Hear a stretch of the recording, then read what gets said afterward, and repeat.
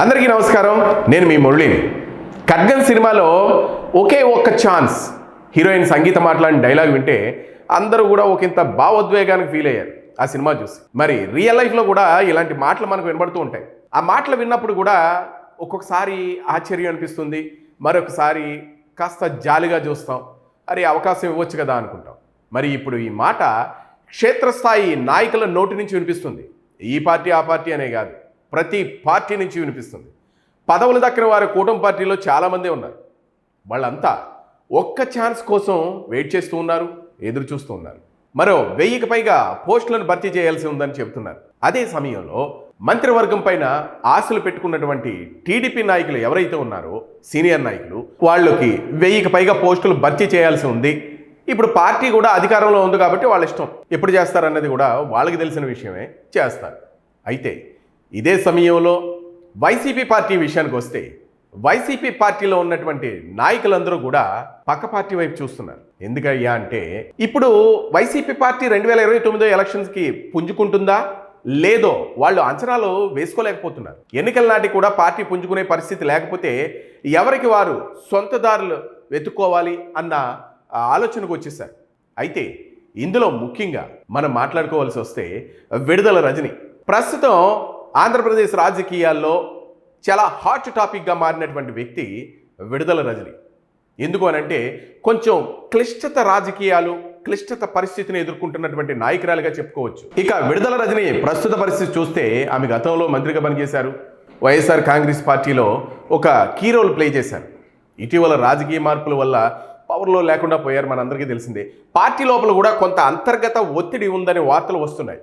ఈమె ఎక్కువగా జగనన్న గారు ఇస్తున్నటువంటి ఆదేశాలను కాస్త అనుసరించకుండా కొద్దిగా తొక్కుపెట్టినటువంటి వార్తలు వస్తున్నాయి. అంటే జగన్ గారు డైరెక్ట్గా ఎదురుదాడి చేయండి చంద్రబాబు నాయుడు గారి మీద, లోకేష్ మీద, పవన్ కళ్యాణ్ మీద అంటే రోజా గారు అంత కాకుండా కొద్దిగా దాడి చేశారు తప్ప మరీ అంత హేయంగా, అంత నీచమైన పదజాలాలు ఉపయోగిస్తూ ఆమె దాడి చేయనటువంటి సందర్భాలు కనబడుతున్నాయి. అంటే ఈ విడుదల రజనీ గారికి భూదందాల గురించి లేదా అక్కడ స్టోన్ క్రషర్స్ యాజమాన్యాల మీద చేసినటువంటి దాడుల గురించి కొన్ని వార్తలు అయితే హల్చల్ చేశాయి. మరి కొన్ని కేసులు కూడా ఉన్నాయి.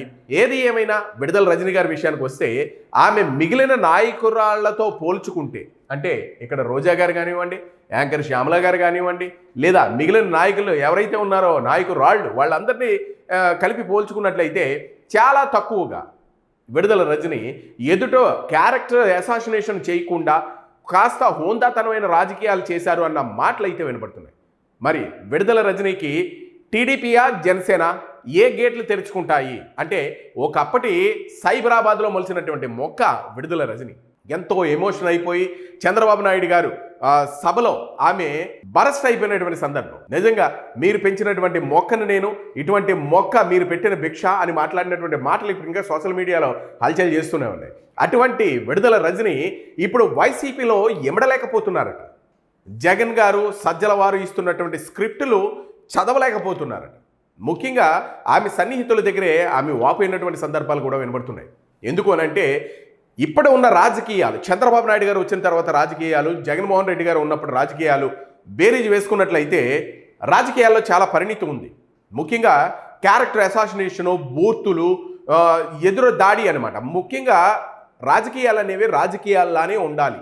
అంటే ఒకప్పటి రాజశేఖర్ రెడ్డి కానివ్వండి, చంద్రబాబు నాయుడు గారు కానివ్వండి, ఎవరైనా వీళ్ళు మాట్లాడుకున్నటువంటి శాసనసభలో మాటలు కానివ్వండి, బయట న్యూస్ పోడియంల దగ్గర మాట్లాడుకున్నటువంటి మాటలు కానివ్వండి, ఎక్కడైనా వాళ్ళ ప్రెస్ మీట్లో మాట్లాడినటువంటి మాటలు కానివ్వండి, చాలా హోందాతనంగా ఉండేవి.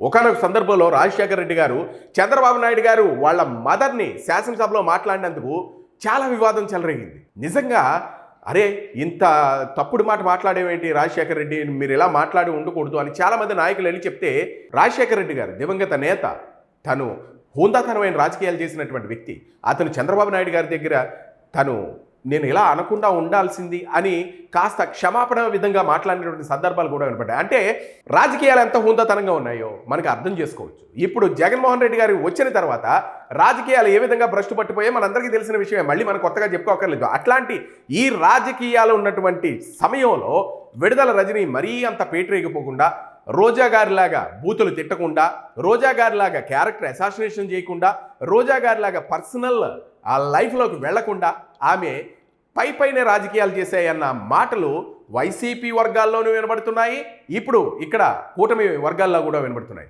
అయితే ఇక్కడ పార్టీ లోపల నుంచి బయటికి రావడానికి ఈ పార్టీలో ఇమడలేక జగన్ గారు బలవంతంగా మాట్లాడించడం వలన కూడా వాళ్ళ విసిగి వేసారి ఎలాగైనా పార్టీలో మనకి మనుగడ ఉండదు, ఎప్పటికైనా వీళ్ళు తొక్కేస్తారు అన్న ఆలోచన కూడా వాళ్ళకి తోడయ్యి పార్టీ నుంచి బయటకు వచ్చేద్దాం అన్న మాటలు వినబడుతున్నాయి. మరి తెలుగుదేశంలో ప్లేస్ ఉంటుందా విడుదల రజనీకి, లేదా జనసేనలో ప్లేస్ ఉంటుందా అన్నది అయితే ఎవరికీ తెలియనటువంటి విషయం.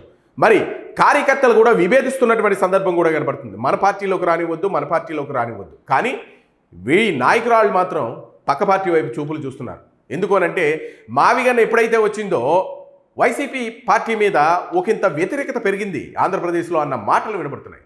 రాజకీయ విశ్లేషకులు అయితే వైసీపీ 2029 సంవత్సరం నాటి కూడా నిలదొక్కుకోవడం కష్టమే అన్న మాటలు కూడా వాళ్ళ నోటి ద్వారా వినబడుతున్నాయి. ఎందుకు అనంటే వీళ్ళు అంటే ఆంధ్రప్రదేశ్ ప్రజలు ఎవరైతే ఉన్నారో వీళ్ళు అడిగే ప్రశ్నలన్నింటికీ కూడా వైసీపీ సమాధానం చెప్పలేదు అన్న మాటలు కూడా ఎక్కువగా వినబడుతున్నాయి. ఏది ఏమైనా విడుదల రజనీ గారు పక్క పార్టీ వైపు చూపులు చూస్తున్నారు. అరే మన రాజకీయ భవిష్యత్తు కాపాడుకోవాలి అని అనుకుంటే బాగున్న పార్టీలోకి మనం వెళ్ళిపోవడం బెటరు, మనకు పదవులు లేకపోయినా పర్వాలేదు, నెక్స్ట్ 2029 ఎన్నికల్లో ఏదో ఒక రకంగా టికెట్ ఇవ్వచ్చు, అప్పుడైనా మనం గెలవచ్చు కదా అన్న ఆలోచనలో వాళ్ళు ఉండి సన్నిహితుల దగ్గర వాళ్ళు మాట్లాడుతున్నటువంటి మాటలు. ఇక నెక్స్ట్ విషయానికి వస్తే రోజా, మీ అందరికీ తెలుసు ఈమె మాట్లాడినటువంటి మాటలకి డిక్షనరీలే లేవు. ఆమె చంద్రబాబు నాయుడు గారిని మాట్లాడినటువంటి మాటలు వింటూ ఉంటే ప్రతి ఒక్క తెలుగుదేశం కార్యకర్తకి కోపం తారా స్థాయిలో వస్తుంది. లోకేష్ అన్న మాటలు చూస్తూ ఉంటే ఇతర పార్టీ వాళ్ళకు కూడా యావగింపు కలిగింది.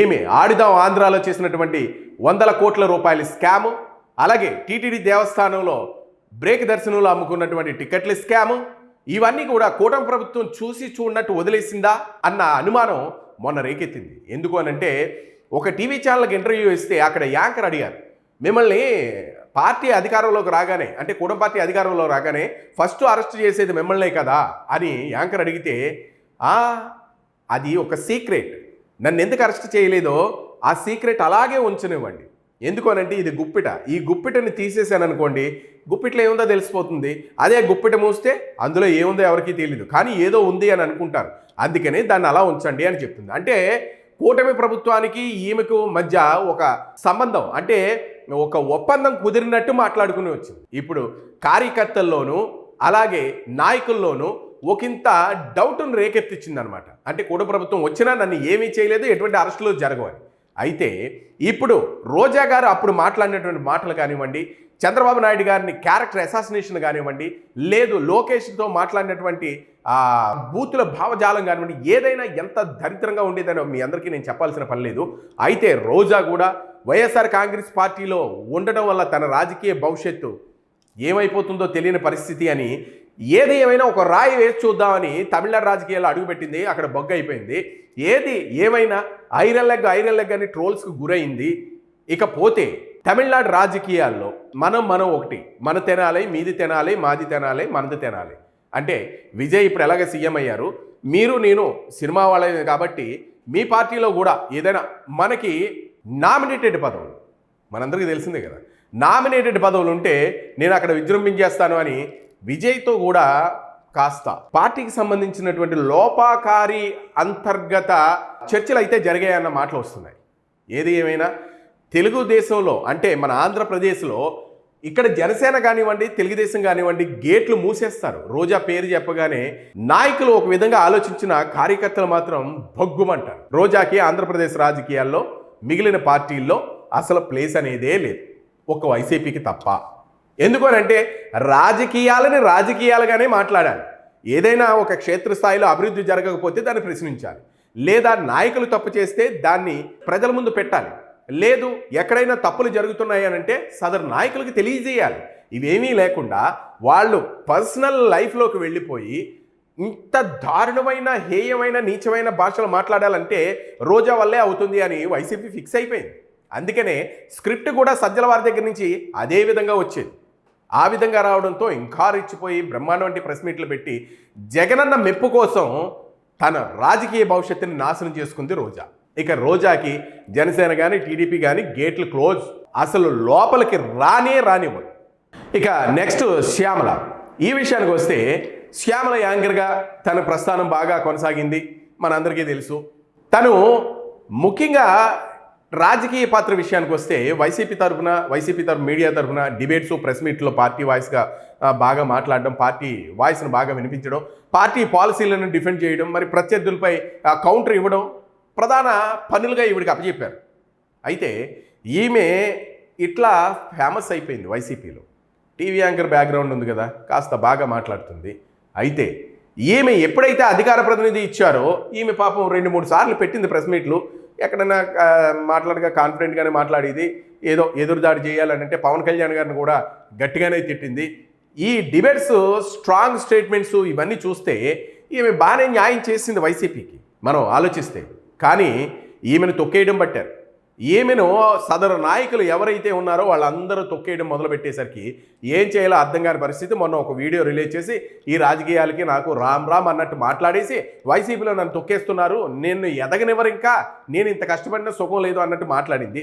ఏది ఏమైనా ఈమె కూడా పక్క పార్టీ వైపు చూపులు చూస్తుంది. నిజంగా వైసీపీ పార్టీలో ఉన్నటువంటి లొసుగులు, వైసీపీ పార్టీలో ఉన్నటువంటి కక్షలు, కార్పణ్యాలు, తొక్కేయడం, ఇండస్ట్రీలో తొక్కేయడం అన్న మాట ఉంటుంది. ఇవన్నీ కూడా వైసీపీ పార్టీలోనే ఉంటాయట, ఇంకే ఏ పార్టీలోనూ ఉండవన్న మాటలు కూడా ఆ పార్టీ నేతల నుంచే వినబడుతుంది. అయితే ఇలాంటి వారందరూ కూడా ఎక్కువగా జనసేన పైన ఆశలు పెట్టుకుంటున్నారని తెలుస్తుంది. ఇప్పటికిప్పుడు జనసేన ఒంటరి పోరుకు రెడీ అవుతుందన్న క్లూ ఇచ్చిన 10ల సంఖ్యలో పెద్ద నేతలు వైసీపీకి రామ్ రామ్ చెప్పేసి జనసేనలోకి దూరేద్దామని చూస్తున్నారు. అంటే విజయ్ తమిళనాడులో పోటీ చేసినట్టు చేస్తే, ఇదే సమయంలో కార్యకర్తలు కూడా తమ అనుకూలంగా ఉండే పార్టీలనే ఎంచుకుంటున్నారు. కొన్ని నియోజకవర్గాల్లో వైసీపీ శిబిరాలు అయితే ఖాళీ అయిపోయాయని మనందరికీ తెలిసిందే. ఇక నాయకులు ఉన్న జెండా మోసే కార్యకర్తలు లేరు. వీరంతా కూడా తమకు కలిసి వచ్చే పార్టీల కోసం వెతుకుతున్నారు. మరి పార్టీ కోసం వెతుకుతున్నారు అని అంటే మహిళా నాయకులది కూడా అదే పందా, దాదాపు ఇదే దారిలో నడుస్తున్నారు. మరి వచ్చే ఎన్నికల నాటికి నియోజకవర్గాల వారీగా ఆల్రెడీ నియోజకవర్గాలు పెరిగాయి కాబట్టి నియోజకవర్గాల పునర్విభజన ఉంటే సరే, లేకపోతే తమకు అవకాశం కల్పించాలి, అవకాశం ఇస్తే బాగుండు అని మరికొన్ని పక్క పార్టీల వైపు కూడా చూస్తున్నటువంటి నాయకులు కూడా ఉన్నారు. ఏది ఏమైనా ఎవరి లెక్కలు వాళ్ళు వేసేసుకుంటున్నారు. ముఖ్యంగా జనసేన, తెలుగుదేశం విషయానికి వస్తే ఎవరైనా మన పార్టీలోకి వైసీపీ నాయకులను రానివ్వద్దు అని తెగేసి చెప్తున్నారు. యువతరం అయితే మరీ గగ్గోలు పెడుతున్నారు. ఈ విషయానికి వస్తే తమకు ఇప్పటి వరకు జరిగిన అన్యాయం చాలు, ఎలానో మమ్మల్ని ఇప్పుడు గత 5 సంవత్సరాల నుంచి ఇబ్బందులు పెడతా వచ్చారు, అలాంటి ఇబ్బందులు పెట్టిన నాయకులు మళ్ళీ మన పార్టీలోకి వస్తే వాళ్ళతో కలిసి మేము పని చేయలేమన్న మాటలు అయితే వినబడుతున్నాయి. మరి జనసేన, టీడీపీయా అని ఆలోచించుకునే ఈ నాయకులకి ప్లేస్ ఉంటుందో లేదో మీరు కామెంట్ రూపంలో తెలియజేయండి. ఈ వీడియోని లైక్ చేయండి, షేర్ చేయండి. Thank you.